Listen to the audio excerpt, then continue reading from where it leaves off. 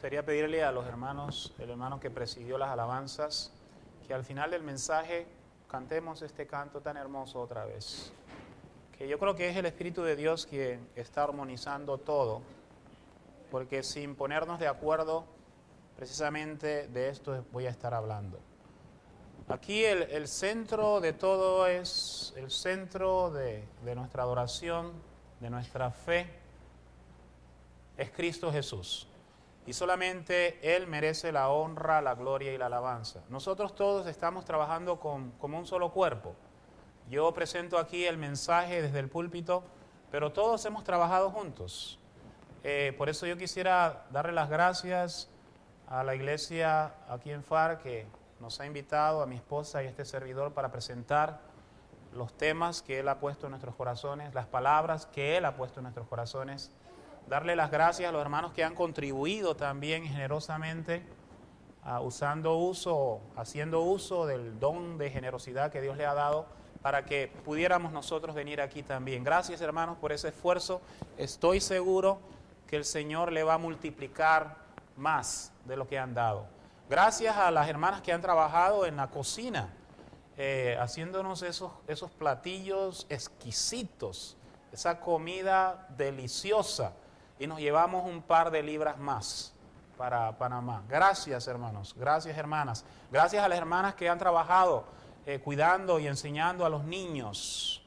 Gracias a los hermanos que han venido de otras congregaciones. Su presencia es de gran apoyo aquí y anima a la congregación local y también motiva a los visitantes a creer en Cristo, porque cuando ellos ven la unidad visible, palpable de los creyentes, ellos son motivados a creer en Cristo.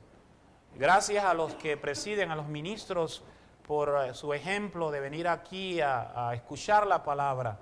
Gracias al hermano Filomeno que pues es el que predica en esta congregación y por todo lo que él ha hecho para que esto sea posible. Pero más que todo, gracias a nuestro Dios Todopoderoso. Y la honra es para Él solamente. Cito Salmo 115, versículo 1 otra vez. No a nosotros, oh Jehová, sino a tu nombre sea dada la gloria. Como ustedes se habrán dado cuenta, yo no predico muchos temas de la Biblia, sino pasajes de las Escrituras. Y me ha sorprendido cómo hermanos en sí le han puesto temas a los pasajes que he presentado. Y es que bien, porque eso cambia de una persona a otra. Por ejemplo, el tema que voy a estar presentando yo lo he titulado El siervo sufriente. Pero quizás alguien salga aquí pensando del Mesías, siervo de Jehová. Los temas varían, pero el pasaje que voy a presentarle hoy, le quisiera suplicar en el nombre del Señor que jamás lo olvide, que jamás lo olvide. Los títulos, los temas se olvidan, pero los pasajes ahí quedan para siempre, para siempre.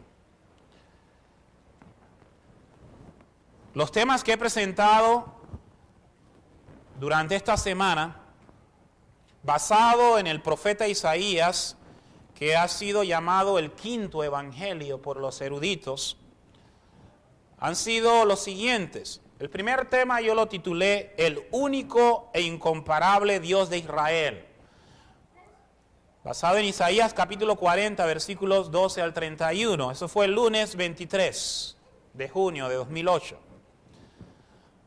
El segundo tema que desarrollamos fue la transformación y reconciliación en el reino del Mesías. Eso fue el martes 24. Sin embargo, un hermano le llamó la atención y le puso el título, como título, El niño. Porque hablamos de Isaías capítulo 11, versículos 6 al 8.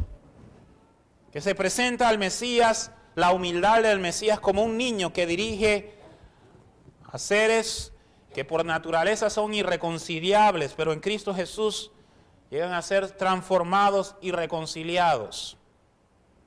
El día miércoles 25 hicimos un paréntesis y presentamos el tema Escapa por tu vida, basado en Génesis capítulo 19, versículo 17.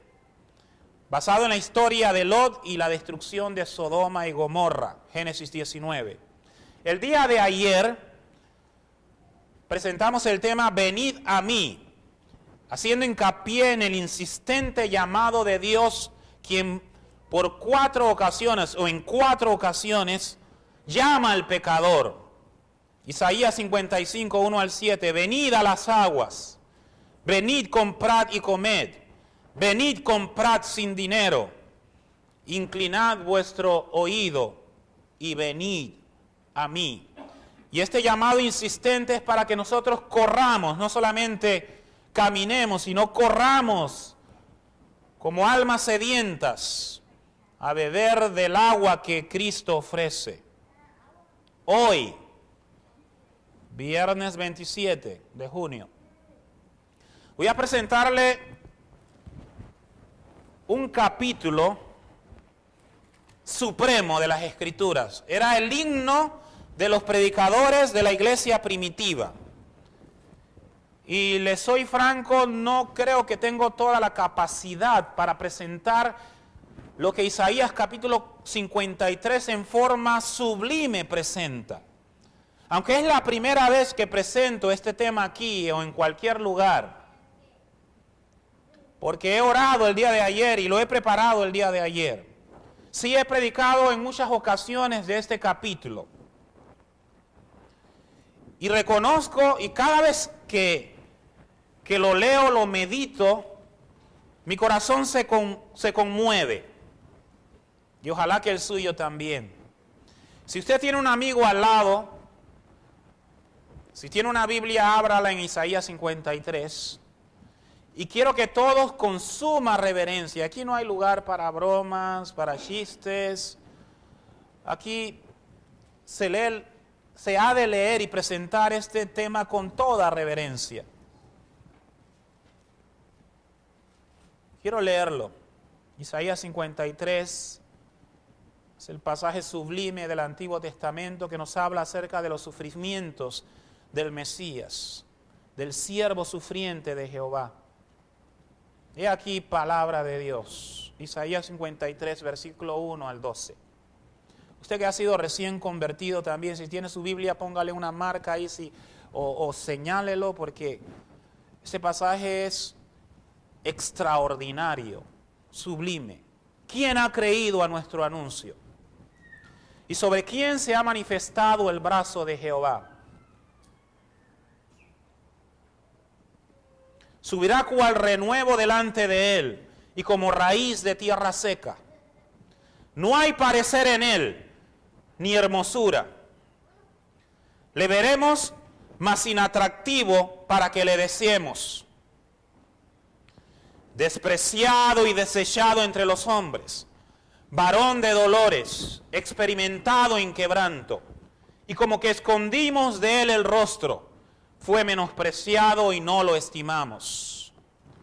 Ciertamente llevó él nuestras enfermedades y sufrió nuestros dolores, y nosotros le tuvimos por herido, por azotado, por herido de Dios y abatido. Mas él herido fue por nuestras rebeliones, molido por nuestros pecados. El castigo de nuestra paz fue sobre él, y por su llaga fuimos nosotros curados. Todos nosotros nos descarriamos como ovejas, cada cual se apartó por su camino, mas Jehová cargó en él el pecado de todos nosotros. Angustiado él y afligido, no abrió su boca. Como cordero fue llevado al matadero, y como oveja delante de sus trasquiladores, enmudeció y no abrió su boca. Por cárcel y por juicio fue quitado, y su generación, ¿quién la contará? Porque fue cortado de la tierra de los vivientes, y por la rebelión de mi pueblo fue herido. Y se dispuso con los impíos su sepultura, mas con los ricos fue en su muerte, aunque nunca hizo maldad, ni hubo engaño en su boca. Con todo eso, Jehová quiso quebrantarlo, sujetándole a padecimiento. Cuando haya puesto su vida en expiación por el pecado, verá linaje, vivirá por largos días. y la voluntad de Jehová será en su mano prosperada. Verá el fruto de la aflicción de su alma y quedará satisfecho. Por su conocimiento justificará mi siervo justo a muchos y llevará las iniquidades de ellos. Por tanto, yo le daré parte con los grandes y con los fuertes repartirá despojos, por cuanto derramó su vida hasta la muerte y fue contado con los pecadores, habiendo él llevado el pecado de muchos y orado por los transgresores.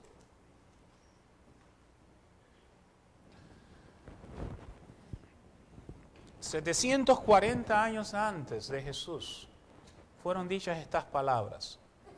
Y cuando uno habla de algo que va a acontecer en el futuro, uno habla en tiempo futuro. El profeta, si hablase en términos de tiempo, debiera decir: Él llevará nuestras enfermedades, Él sufrirá nuestros dolores, Él será herido por nuestras transgresiones. Sin embargo, el profeta, a pesar de que está antes de la cruz, antes del nacimiento de Cristo Jesús, 7 siglos antes, habla como si estuviera en nuestros tiempos y habla en términos pasados, porque Dios llama a las cosas que no son como si fuese. Ya para Dios, en la mente de Dios, ya era un hecho de que Él iba a enviar a su Hijo para que muriera por nosotros. Ya era un hecho, ya lo había determinado. Y aunque no había sucedido, Dios habla como si hubiese ya acontecido, hablando en términos pasados, aunque está señalando hacia el futuro. Los verbos ahí están en términos pasados. Él fue herido. Sin embargo, aún Jesús todavía no había ni nacido. 740 años después, Jesús nació. Y se cumplieron en él estas palabras.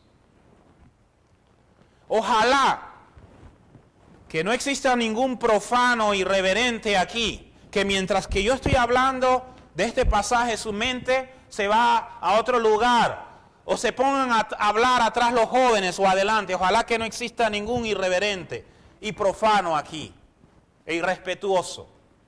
Porque ante esta visión hay que humillarse y poner atención. Y ojalá que no exista ningún profano o irreverente que diga: ya esto yo lo he oído tantas veces. Ya yo he leído Isaías 53 un montón de veces. Ojalá que no exista ningún irreverente aquí con esa actitud. Porque esta es una palabra insondable. Aquí no hay fin. La palabra de Dios vive y permanece para siempre. Y en todo pasaje siempre hay una nueva enseñanza. El mar, por más viejo que sea, todavía es nuevo y hermoso. El cielo, por más antiguo, por más que lo hayamos visto, siempre es hermoso y nuevo. Este pasaje, por más antiguo y por más que lo hayamos mirado y estudiado, siempre aprendemos de él algo nuevo, porque es palabra de Dios. Siempre que yo lo leo, yo no sé cuántas veces he leído, escudriñado, meditado en Isaías 53, y cada vez que lo medito en este mensaje inagotable, mi corazón se conmueve. Siento una profunda reverencia y conmoción, y mi alma cae postrada en adoración ante Cristo Jesús, mi Señor, al leer este pasaje. Un comentarista, en forma muy elocuente y reverente, introduce este capítulo diciendo las siguientes palabras, en forma bien acertada. El capítulo entero de Isaías 53 está saturado de misterio. Aquí el Espíritu Santo, a través del profeta, nos introduce al siervo sufriente de Jehová en una manera en la cual podemos cerrar nuestros labios, quedar mudos y postrados ante el Señor, e inclinar nuestras almas ante Él en la más completa adoración y postración de admiración y maravilla. Tan grande es esta revelación del Cristo sufriente, que la compasión es impertinente Y una simple simpatía es irreverente. Uno solo puede sentir que aquí está la grandeza del misterio del soberano acto de Dios en tiempo como en eternidad. Ante esta sublime revelación, ante esta sublime visión del Salvador sufriente, solo podemos observar, maravillarnos, adorar y servir para siempre al Dios eterno y al Cristo Redentor. Siento el deseo de hacer una oración y voy a hacerla. Inclinen su rostro y oremos.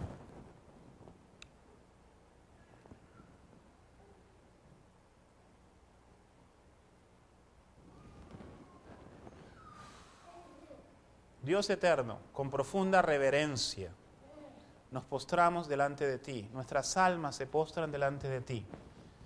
Y nos humillamos, Señor, ante esta sublime revelación. En verdad, tu palabra es la verdad. En verdad, este libro contiene tu revelación, porque solamente usted puede hablar de las cosas que han de acontecer como si ya hubiesen sucedido, porque tú eres un Dios eterno y soberano. Dios, tú sabes que ningún hombre puede persuadir y convencer a otros a obedecerte, pero creo que el Espíritu Santo es el que convence al mundo de pecado, de juicio y de justicia. Y por eso te pido en el nombre de Jesús, te rogamos todos, que tú compunjas nuestros corazones, que quebrantes el corazón de aquellos que nos visitan y queden postrados ante ti. Que todos caigamos postrados, Señor, ante tu grandeza y ante esta maravillosa revelación. En el nombre de Jesús te pido que vayas más allá, que hables más allá de mis capacidades. En Cristo Jesús oramos. Amén. Amén. Amén. Pudiera hablar, hermano, hasta la medianoche de este capítulo.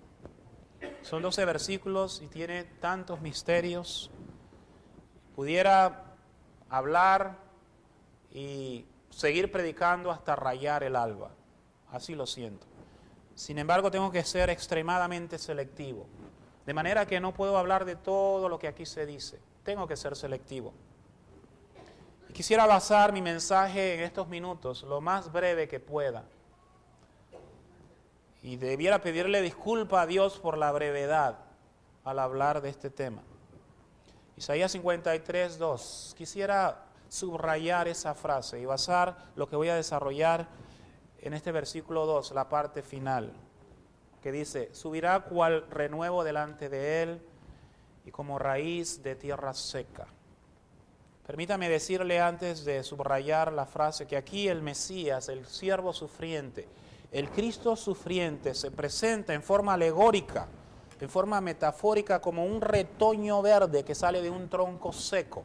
¿Han visto ustedes ese cuadro de un tronco seco que sale un retoñito? Pues aquí el tronco seco representa a la podrida nación de Israel, que se había apartado de Dios, y que de ese mismo tronco, pues Jesús salió de Israel, de Judá, y descendió de la tribu de Judá, y salió como un retoñito del tronco seco de Israel. Pues aquí se profetiza el surgimiento del Mesías, de donde ya no había esperanza, porque de un tronco seco ya nada se puede esperar. Pero surge el retoño, subirá cual renuevo delante de él, y como raíz de tierra seca. No hay parecer en él, ni hermosura. Y la frase que subrayo: le veremos, mas sin atractivo, para que le deseemos. Por eso quisiera presentarle solamente 2 puntos. 1, el Cristo sufriente sin atractivo, y el Cristo sufriente deseado. No son 2 Cristos. Aparentemente es una contradicción. El mismo que es sin atractivo es el deseado de las naciones. ¿Cuántos desean a Cristo aquí? El Cristo sin atractivo. El mismo Cristo sufriente, paradójicamente, es presentado en las Escrituras como sin atractivo. pero también es el personaje más deseado, es el más amado, es el más hermoso, es el más bello, el más precioso de todos. ¿Cuántos sienten así como yo siento, hermanos? Le veremos más sin atractivo. ¿Qué significa esas palabras? Sin atractivo. Y ahí lo dice. No hay parecer en él ni hermosura. Lamentablemente muchos han querido presentar a un Jesús europeo. Porque la imagen que nos trajeron los españoles, que llegaron aquí en 1492 a nuestras tierras latinoamericanas, nos trajeron la imagen de un Cristo europeo, de ojos azules. Y lamentablemente todavía yo lo tengo en la mente. De cabello largo y de tez un tanto trigueña. Sin embargo, los palestinos así no eran. Los que nacían en Palestina no eran de ojos azules. Pero claro, los pintores europeos, para que le sintiéramos atractivo y sabiendo que nosotros tenemos esta tendencia a atraernos hacia los ojos azules o verdes y la tez clara, así nos los presentaron. Sin embargo, la Biblia no enfatiza el aspecto físico de Jesús. Hay algunos que piensan que estos versículos, y lo piensan erróneamente, de que estos versículos señalan que Jesús no era hermoso, que no era guapo, que no tenía atractivo físico. Y señalan que Isaías está enfatizando la apariencia física de Jesús durante su vida. Pero no es ese el propósito. Porque la palabra de Dios, ninguno de los evangelistas, ni Mateo, ni Marcos, ni Lucas, ni Juan, dicen absolutamente nada, dicen nada del aspecto físico de Jesús, nada. No nos hablan acerca ni de su tamaño, ni de su cabello, ni del color de su tez, ni el color de sus ojos. Porque no era el propósito de Dios de que nosotros nos sintiésemos atraídos por su apariencia física, sino por su obra en la cruz. Porque la belleza, la verdadera hermosura no está en lo físico, sino en el carácter y en la obra que uno realiza.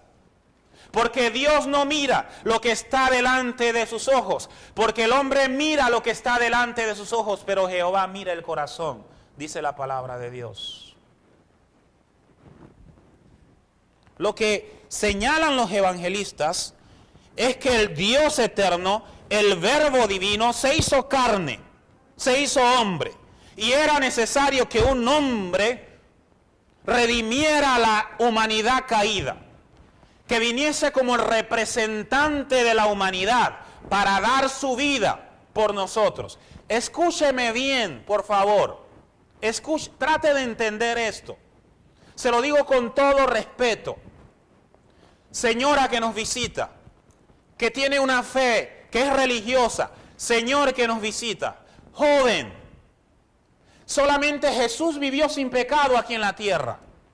Y solamente Él nos pudo representar, nadie más. Porque todos los demás pecaron. Por muy santos que hayan sido, ellos pecaron. Por eso ninguno de ellos pudo morir en la cruz y ser nuestro Salvador o Salvadora. Porque todos pecaron. Solamente un ser que ha vivido aquí en la tierra como hombre nunca pecó, ni se halló engaño en su boca, y ese es Cristo Jesús. Por eso Él es el único Salvador y mediador entre Dios y los hombres.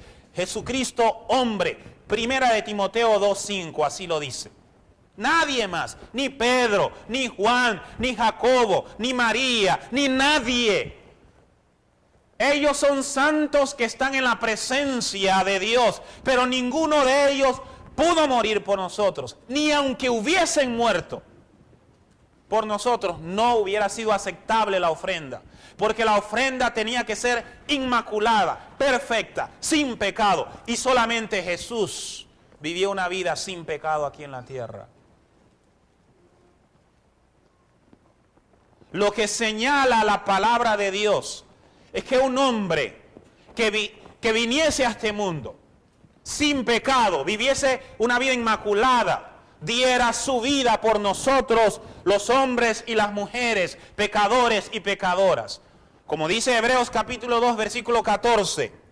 Así que por cuanto los hijos participaron de carne y sangre, él también participó de lo mismo, para destruir por medio de la muerte al que tenía el imperio de la muerte. Esto es el diablo.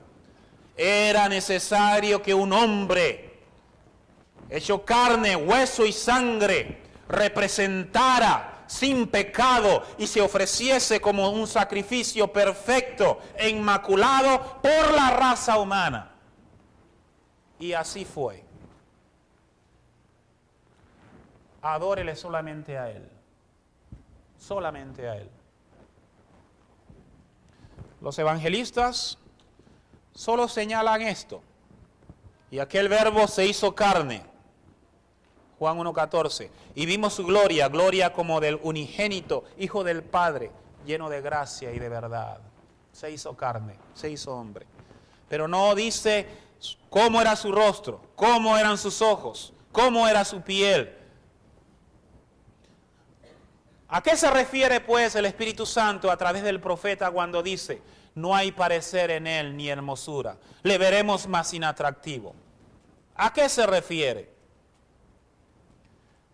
Pues esto no hay que interpretarlo, el mismo profeta Isaías lo declara explícitamente. Isaías 52, versículos 13 y 14, nos dice lo siguiente.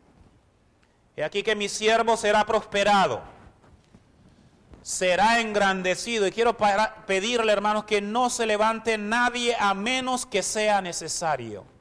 Porque vamos a mostrar la más profunda reverencia ante lo que estamos meditando aquí. Amén, hermanos. Y aquí que mi siervo será prosperado, será engrandecido y exaltado, y será puesto muy en alto. Es decir, que a causa de su suprema humillación, él sería exaltado hasta lo más sumo. Y luego dice el versículo 14, ¿cómo se asombraron de ti muchos? De tal manera fue desfigurado de los hombres su parecer. De tal manera fue desfigurado de los hombres su parecer y su hermosura más que la de los hijos de los hombres. Aquí está hablando de aquel momento en que Jesús fue desfigurado entre los hombres. Cualquier hermosura física que haya tenido el Mesías, el Cristo, hubo un momento en que él fue desfigurado. Y de tal manera que dice el profeta que fue desfigurado de los hombres su parecer y su hermosura más que la de los hijos de los hombres. Y usted sabe en qué momento Jesús sufrió esto, de ser desfigurado completamente. Él había sido arrestado aquella noche en el huerto de Getsemaní y fue llevado amordazado ante Caifás, ante Anás y Caifás. Y pasó la noche en vela, siendo acusado por testigos falsos toda una noche, hora tras hora. Y le daban golpes y puñetazos. De manera que vemos un rostro lleno de hematomas. Yo no he visto ninguna figura, ninguna pintura que presente el rostro de Jesús en la cruz lleno de hematomas. Pues así lo presenta la Biblia, porque le daban de puñetazos, de golpes. Lo escupían, pusieron una corona de espina sobre su sien. y lo acusaron falsamente de sedicioso, de usurpador. Y lo azotaron con los azotes no judíos, porque los judíos azotaban 40 azotes menos 1.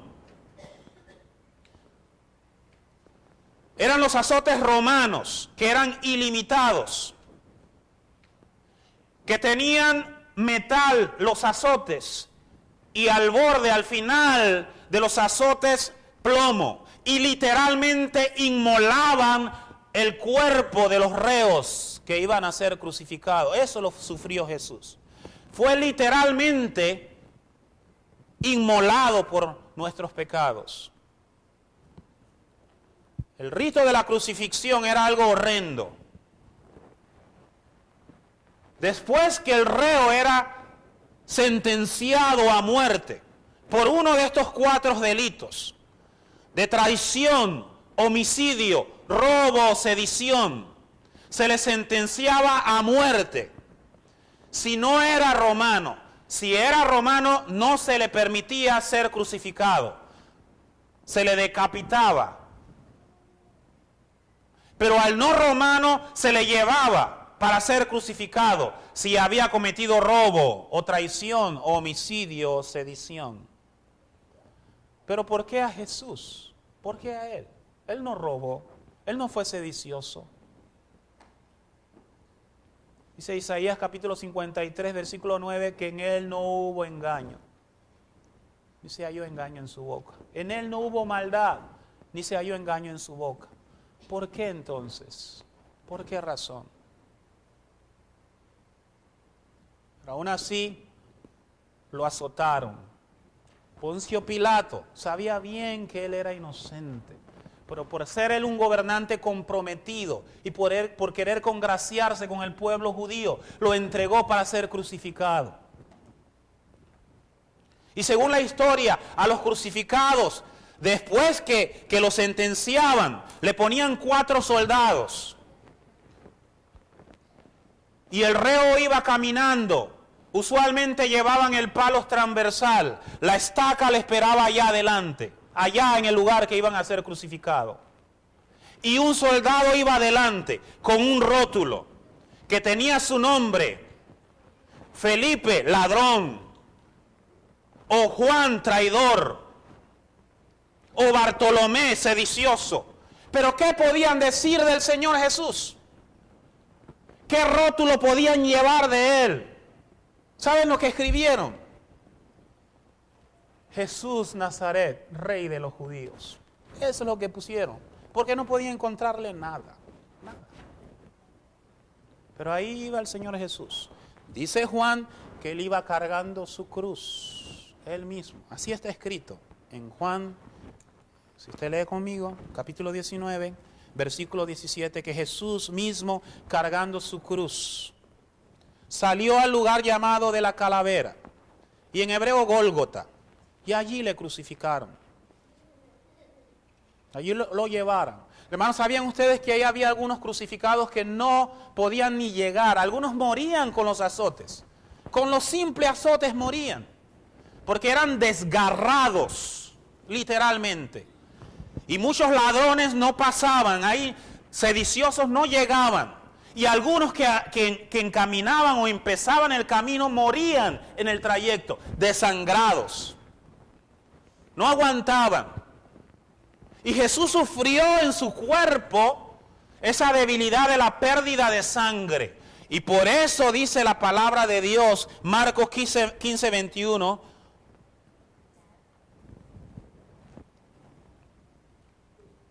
que en el camino le llevaron a un lugar llamado Gólgota. Y allí tuvo un hombre llamado Simón de Cirene que ayudarle. Porque Jesús ya no pudo más. Ya no pudo más. Pero él no podía morir desangrado ahí en el camino, como muchos morían. Él tenía que llegar a la cruz, porque estaba profetizado en el Salmo 22, versículo 6, horadaron mis manos y mis pies. Y tenían que cumplirse la palabra de Dios. Jesús no podía caer ahí muerto, desangrado, porque tenía que morir en la cruz, en la forma más vil y baja de todas. La cruz no tiene nada de santo. Allí morían los criminales. Y la cruz simplemente fue el instrumento que Dios utilizó para mostrarte a ti y a mí cuánto nos ama y hasta dónde puso a su Hijo por nosotros. Ese es el significado de la cruz. Lo más bajo de todo. Jesús descendió a las partes más bajas de la tierra por nosotros. Ese es el significado de la cruz. ¿Acaso no debemos dar gloria a su nombre, hermanos? ¿Cómo no ser cristiano? ¿Cómo no serlo? ¿Cómo no entregar la vida al Señor? Déjeme decirle que por eso yo estoy predicando aquí, por esta obra. No por dinero, no por fama, no por prestigio, sino por lo que hizo mi Señor en la cruz del Calvario. Así es. Lucas 15:23 dice que cuando Jesús llegó al lugar de la calavera, allí le dieron a beber vino mezclado con mirra. Y saben ustedes que en aquel tiempo esta bebida era un sedante, pero cual madre que le dice al doctor, miren, no, yo quiero dar parto natural, y sufre para dar a luz. Jesús no quiso tomar este sedante. Aquí no está hablando del vinagre que él tomó en la cruz antes de morir. Está hablando ahí del sedante, de vino mezclado con mirra. Se lo ofrecieron y Jesús lo rechazó, porque Él quiso sufrir los horrendos dolores de muerte por nosotros. No quiso tomar ese sedante. Marcos 15:23. Allí en la cruz del Calvario, en el monte Gólgota, Jesús de Nazaret quiso sufrir todo por nosotros. Y ahí murió desfigurado totalmente. Desfigurado. Yo no he visto cuadro todavía que se asemeje a lo que la Biblia presenta. He visto por allí unas cruces y unos Cristos con un Jesús demacrado y con unas gotas de sangre corriendo de su sien. Pero no, la imagen que la Biblia nos presenta es de un Cristo desfigurado. No solamente demacrado por toda la noche en vela, no solo con hematomas por los golpes que sufrió, sino los azotes romanos lo inmolaron literalmente. El verlo físicamente allí, esa imagen es para cubrirse el rostro, porque no es nada bello ni agradable, ni bonito.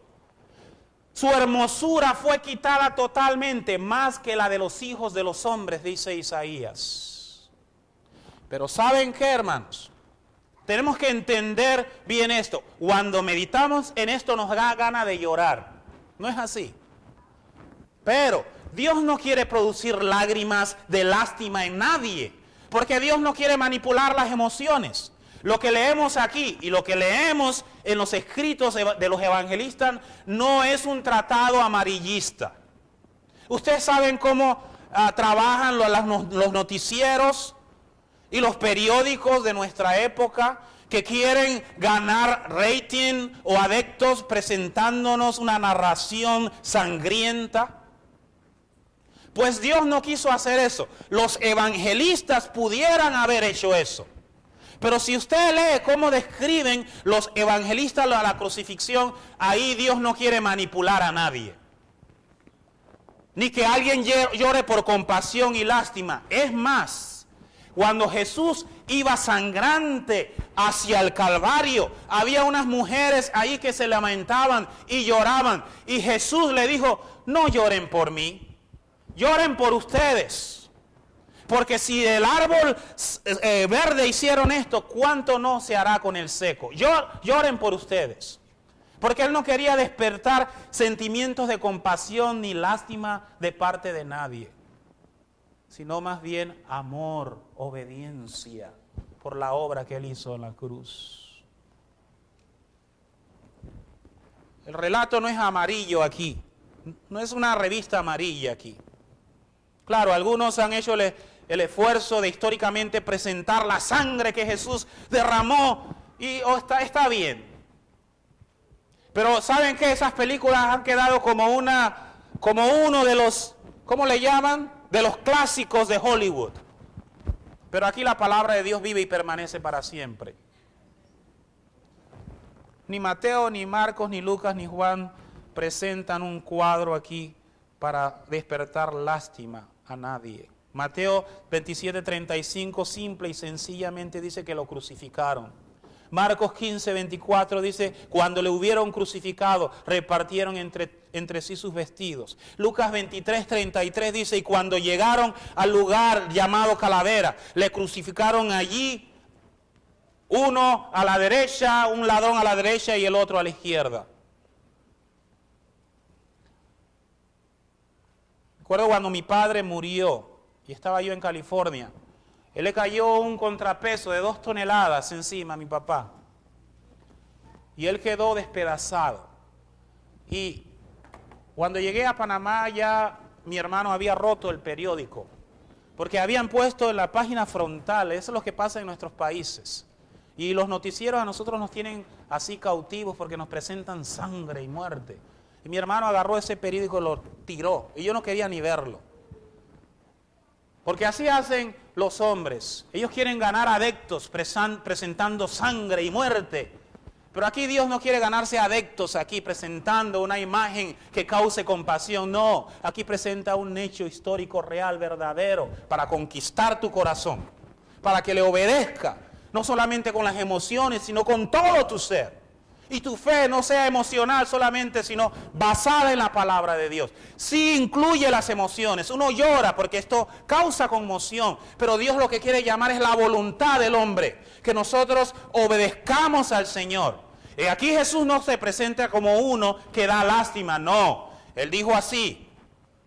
Nadie me quita la vida, sino que yo de mí mismo la pongo. Tengo poder para ponerla y tengo poder para volverla a tomar. Como un Cristo fuerte. Mi madre, que está demacrada y con sus piernas encorvadas, que tiene 67 años. Ella no me inspira lástima. Anda con sus caminaderas y a veces se ha caído. Pero ella no me inspira lástima. Lo que me inspira es amor y gratitud.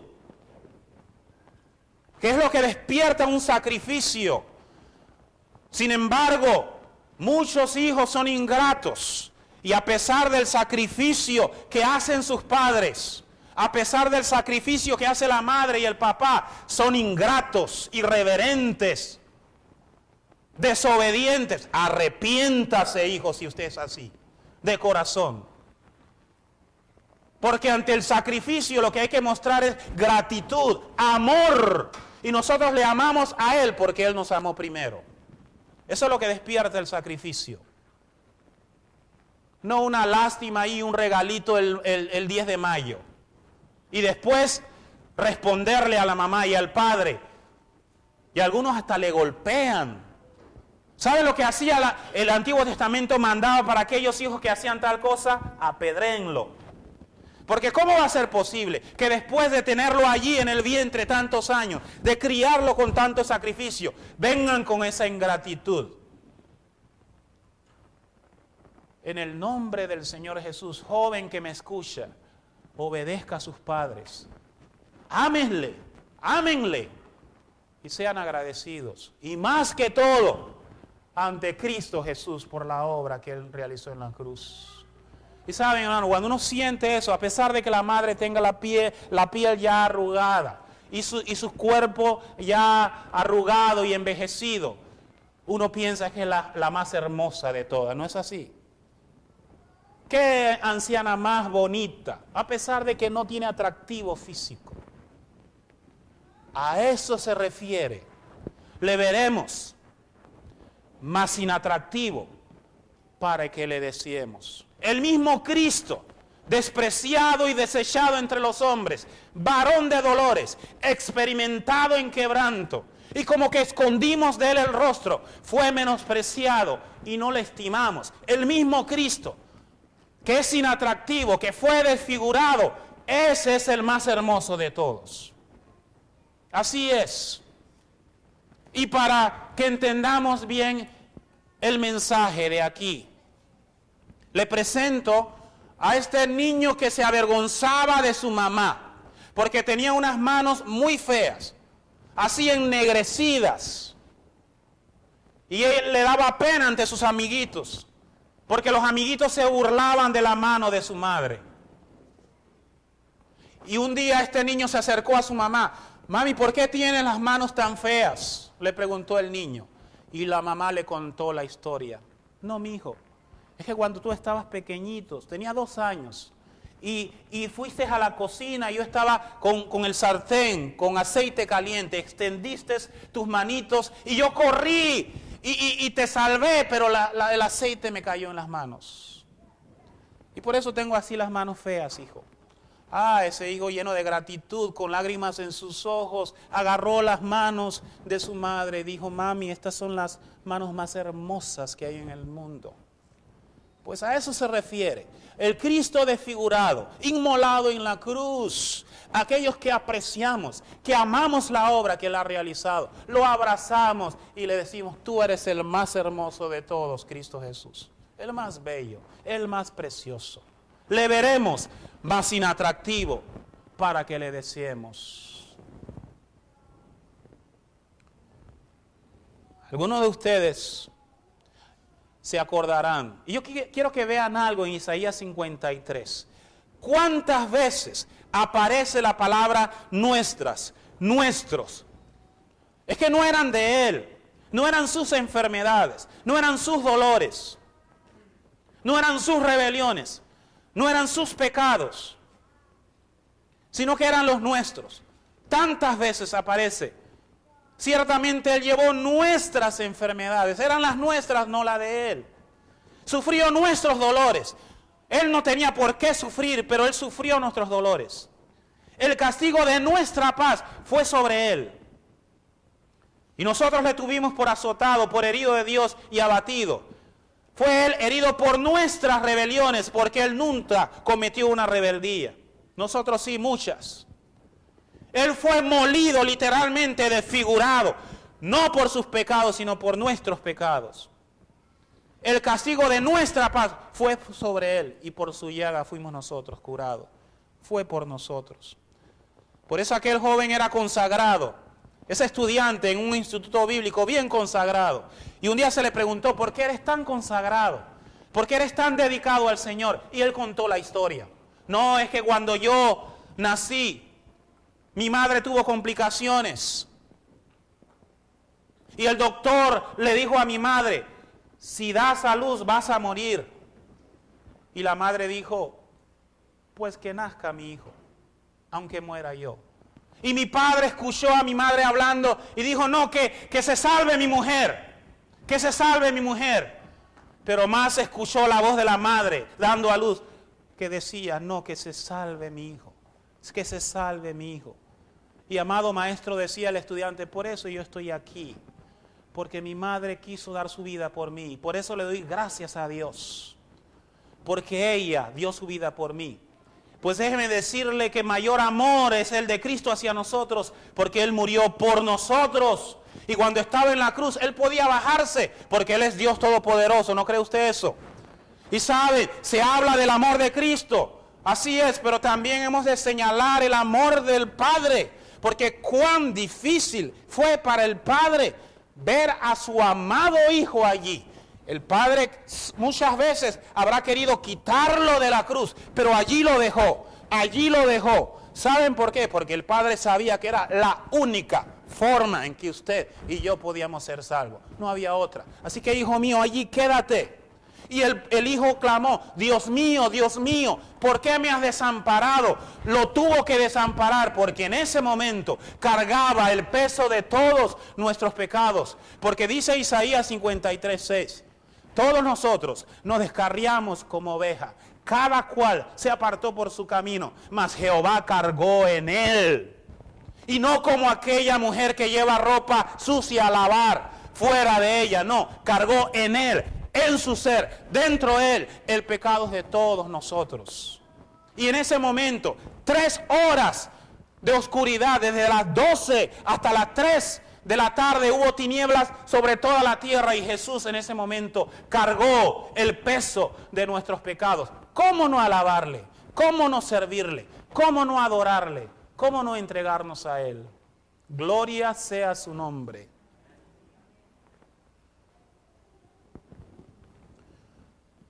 Ustedes se acordarán de aquella historia, de aquella capilla en Europa que tiene una ovejita esculpida al frente. Y narra la historia del por qué tiene esa ovejita esculpida. No me acuerdo en qué país de Europa, pero hay una capilla que tiene una ovejita esculpida. Cuenta la historia que esculpieron esa ovejita porque un trabajador estaba trabajando en la parte frontal de esa capilla en lo alto. Y dice que dio un paso atrás y cayó desde el andamio. Y todos esperaban de que él muriera. Pero en ese momento iba un pastor pasando con sus ovejas, siglo XVIII. Y aquel hombre cayó y se levantó ileso. Y cuando miraron había una ovejita totalmente aplastada. Él había caído sobre una oveja, imagínense. Y él vivió por eso. Y por eso esculpieron la ovejita en esa capilla. Una ovejita le salvó la vida a este trabajador. Y dejaron eso en memoria perpetua para señalar este suceso. Pues nuestros pecados cayeron sobre el Cordero de Dios que quita el pecado del mundo. Porque todos nosotros nos descarriamos como ovejas. Pero Jehová cargó en él el pecado de todos nosotros. Él quedó aplastado, desfigurado, hermanos, por nosotros, para que nosotros nos levantemos y le sirvamos a Él eternamente y para siempre. Angustiado Él y afligido, como corderito, versículo 7, no abrió su boca. Como cordero fue llevado al matadero, y como oveja delante de sus trasquiladores, enmudeció y no abrió su boca. ¿Cuántos pudieran decir que por eso son cristianos?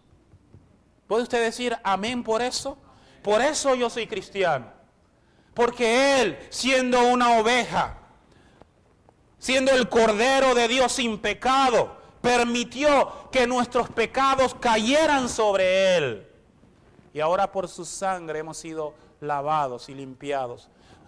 Ciertamente, quizás alguno querrá dar su vida por un bueno. Una madre puede dar su vida por sus hijos. Un amigo por otro buen amigo. Sin embargo, Romanos 5, versículo 8 dice, mas Dios muestra su amor para con nosotros, en que siendo aún pecadores, Cristo murió por nosotros.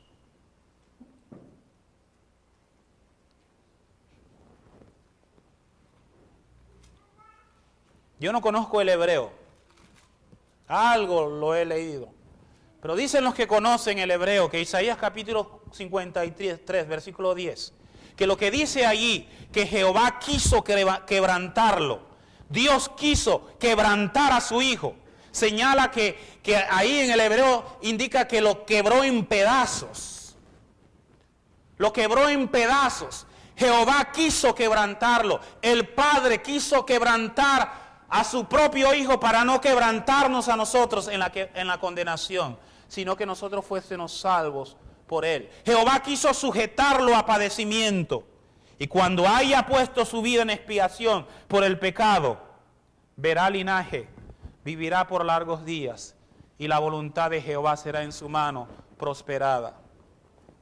Como les decía, hermanos, ante semejante mensaje, esto puede seguir hasta medianoche, pero he de finalizar.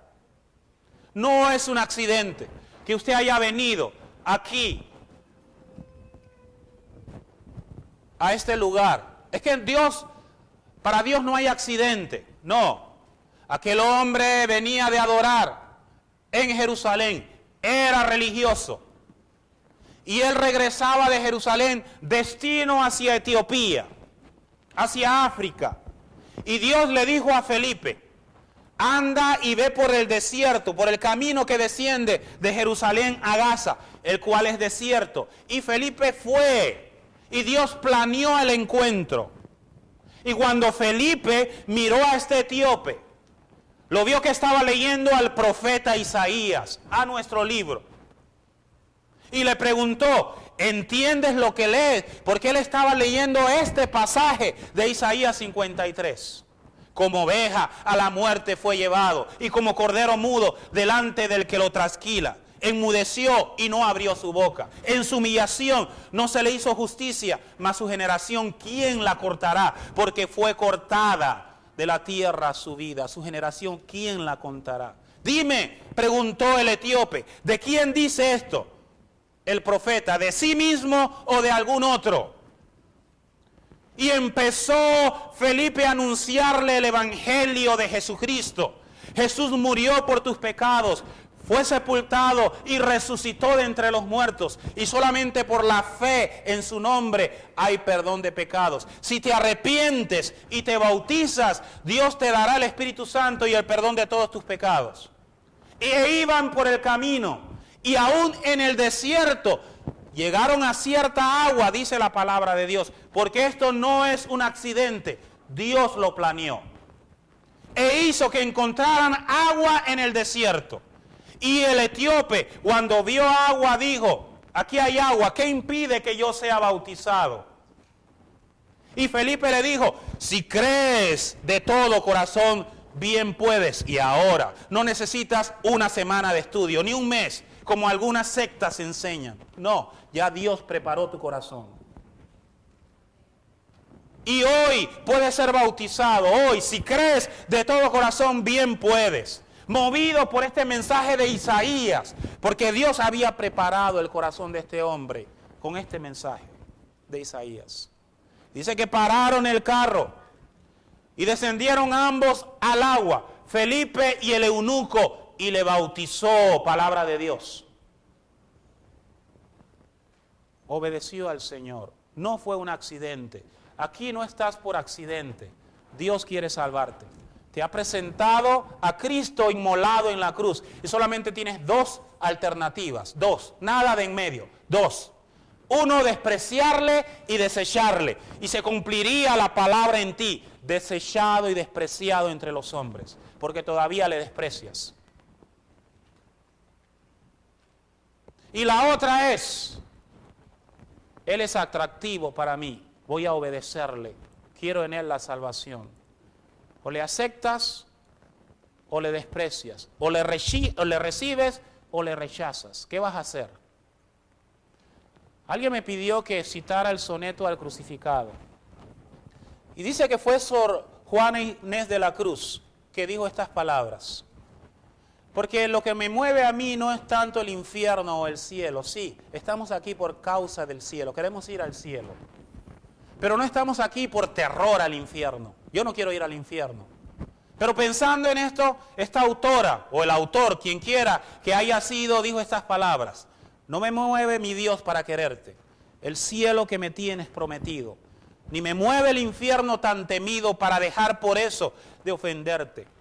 Tú me mueves, Señor. Muéveme el verte clavado en esa cruz y escarnecido. Muéveme el ver tu cuerpo tan herido. Muéveme tus afrentas y tu muerte. Muéveme al fin tu amor, y en tal manera de que si no hubiese cielo, yo te amara, y aunque no existiese infierno, te temiera. No me tienes que dar porque te quiera, porque aunque lo que espero no esperara, lo mismo que te quiero, te quisiera. Pero siempre hay tres reacciones ante el Cristo crucificado. Siempre, siempre, siempre las mismas reacciones. Uno, burladores que se ríen. Siempre. Porque cuando Jesús murió, por ahí se burlaban los escribas y los fariseos. Ah, si eres el Hijo de Dios, desciende de la cruz. Y se burlaban de él. Y todavía hay burladores. Sorprendente. Pero ante el Cristo crucificado todavía hay quienes se burlan. ¡Ay de ellos! Y hay otros indiferentes que cuando vieron al crucificado pasaban por ahí como otro crucificado. Ya estaban acostumbrados de ver a tantos crucificados. Por ahí pasaban y como si nada. Pero hay otros que al ver al Cristo crucificado se golpearon el pecho, arrepentidos. ¿Cuál eres tú? ¿Cuál eres tú? ¿El burlón que se ríe, el indiferente o el obediente? Dios te va a juzgar por este mensaje que has recibido en este día. Y ojalá que sea para salvación. Pongámonos en pie. La cruz excelsa, al contemplar, do Cristo por mí, allí murió. Nada se puede comparar a las riquezas de su gran amor. Ved en su rostro, manos, pies, las marcas vivas del dolor. Es imposible comprender tal sufrimiento y tanto amor. El mundo entero no será dádiva digna de ofrecer. Amor tan grande sin igual exige a cambio todo el ser. Lo único que podemos hacer ante semejante amor es entregarle todo nuestro ser al Señor Jesús. ¿No creen ustedes, hermanos? ¿Acaso habrá algún duro de corazón aquí, de un corazón empedernido, que ante semejante amor no quede conmovido? ¡Ay de ti, si eres así! Pero ¿habrá alguno acaso aquí que ha sido conmovido y quiere consagrarse más al Señor? Porque dice la palabra de Dios que el amor de Cristo nos constriñe, nos mueve a obedecerle. Yo quiero consagrarme más a mi Señor y quiero serle fiel y quiero obedecerle más por lo que Él hizo por mí. ¿Lo deseas tú también, hermano? ¿Quieres consagrarte a Dios? Quiero hacerte una invitación a ti, mi hermano, de consagración. Pasa adelante, voy a orar por ti. Hazlo ahora. Si quieres hacerlo, pasa adelante. Mientras cantamos este himno. Y tú que no conoces a Cristo, acepta el crucificado. No seas indiferente, no seas duro de corazón. Entrégate hoy a Cristo Jesús. Cantemos. Mi